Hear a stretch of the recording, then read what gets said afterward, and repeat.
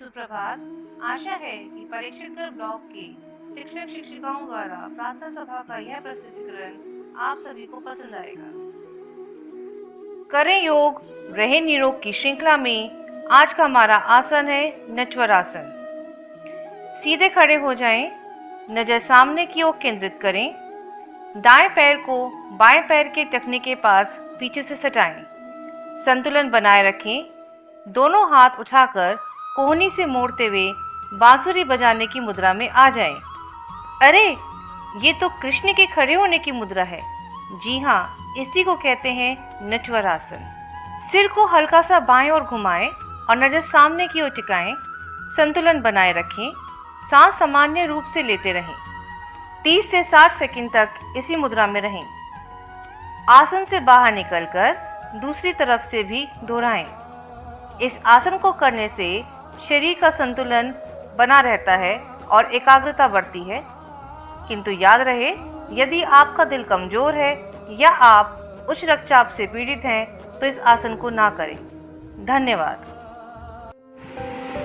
सुप्रभात बच्चों, मैं सोनम जिंदल आज के सुविचार के साथ a smile is like an instant face lift and an instant mood lift. एक मुस्कान चेहरे में चमक लाता है और मूड लिफ्ट की तरह होता है। अगर कोई परेशान है, बस एक बार उसकी तरफ प्यार से मुस्कुरा दो और उसे भरोसा दो that all is well. Thank you.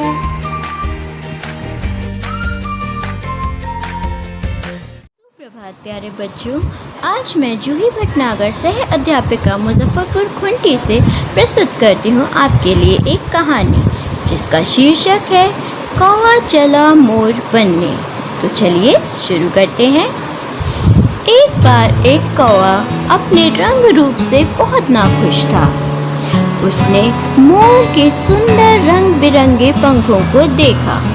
फिर क्या था, उसने मोरों के सुंदर रंग बिरंगे पंख इकट्ठे करने शुरू कर दिए। उन्हीं पंखों को अपने तन पर लगाकर वह जाकर शामिल हो गया मोरों के एक झुंड में।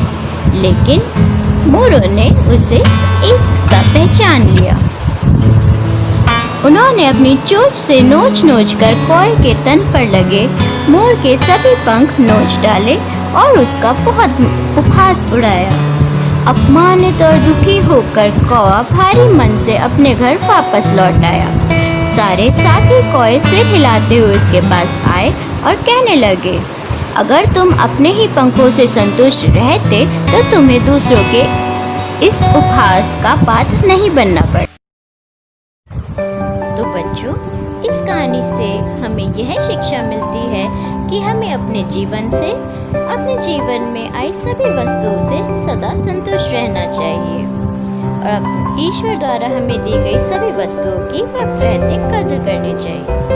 धन्यवाद। नमस्कार।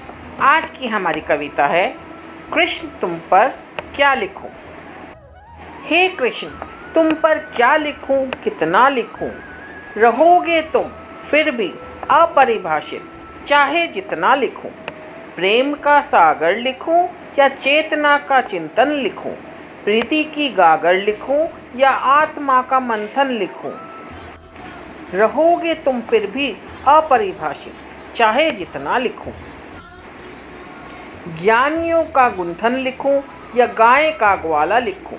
कंस के लिए विष लिखूं या भक्तों का अमृत प्याला लिखूं। रहोगे तुम फिर भी अपरिभाषित, चाहे जितना लिखूं। पृथ्वी का मानव लिखूं या निर्लिप्त योगेश्वर लिखूं। चेतना चिंतक लिखूं या संतृप्त देवेश्वर लिखूं। रहोगे तुम फिर भी अपरिभाषित, चाहे जितना लिखूं। जेल में जन्मा लिखूं या गोकुल का पलना लिखूं। देवकी की गोद लिखूं या यशोदा का ललना लिखूं। रहोगे तुम फिर भी अपरिभाषित, चाहे जितना लिखूं। गोपियों का प्रिय लिखूं या राधा का प्रियतम लिखूं। रुक्मणी का श्री लिखूं या सत्यभामा का श्रीतम लिखूं। रहोगे तुम फिर भी अपरिभाषित, चाहे जितना लिखूं। देवकी का नंदन लिखूं या यशोदा का लाल लिखूं। वासुदेव का तनय लिखूं या नंद का गोपाल लिखूं? रहोगे तुम फिर भी अपरिभाषित, चाहे जितना लिखूं। नदियों सा बहता लिखूं या सागर सा गहरा लिखूं? झरनों सा झरता लिखूं या प्रकृति का चेहरा लिखूं? रहोगे तुम फिर भी अपरिभाषित, चाहे जितना लिखूं। आत्मचिंतन चिंतन लिखूं या प्राणेश्वर परमात्मा लिखूं? स्थिर चित्त योगी लिखूं या यताति सर्वात्मा लिखूं? रहोगे तुम फिर भी अपरिभाषित, चाहे जितना लिखूं। कृष्ण तुम पर क्या लिखूं, कितना लिखूं? रहोगे तुम फिर भी अपरिभाषित, चाहे जितना लिखूं, चाहे जितना लिखूं। धन्यवाद। सुप्रभात। श्री कृष्ण के जीवन चक्र को दर्शाती यह कविता। घनघोर अंधेरी रात है, श्री श्याम आया है। अपनी भूमि से मिलने को श्री श्याम आया है। माता पिता के बंधन तोड़े, द्वारपाल हुए सभी मूर्छित। अपनी यमुना से मिलने को श्री श्याम आया है। माँ यशोदा के घर में नंद के लाल कहलाए। अपनी पूतना माँ से मिलने को श्री श्याम आया है। ग्वाल बाल के संग यमुना तट पर आया है।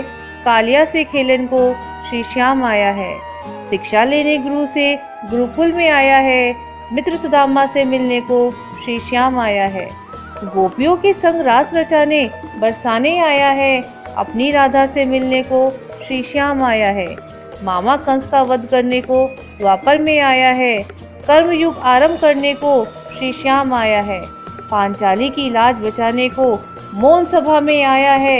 रिश्तों के उपकारों को पूरा करने श्री श्याम आया है।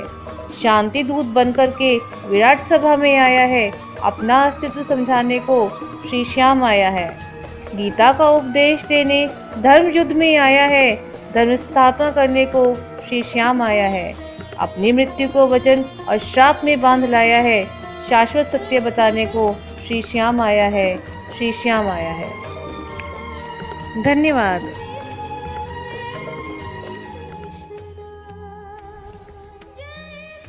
नमस्कार।